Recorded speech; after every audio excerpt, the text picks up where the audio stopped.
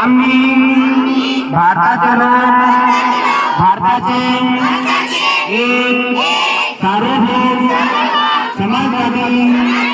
धर्मनिरपेक्ष लोकशाही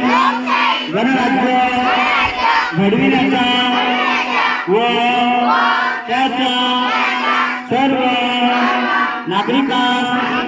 सामाजिक आर्थिक व राजनैतिक न्याय विचार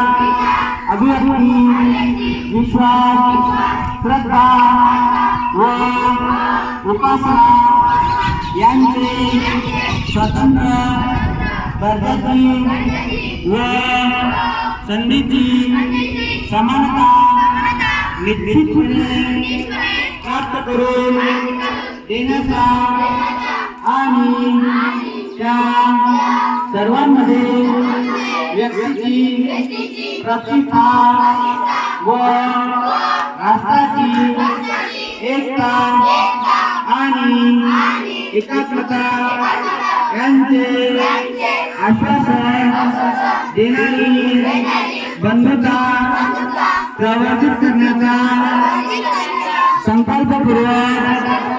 निर्धार करून आमच्या संविधान सभेत आज दिनांक 26 नोव्हेंबर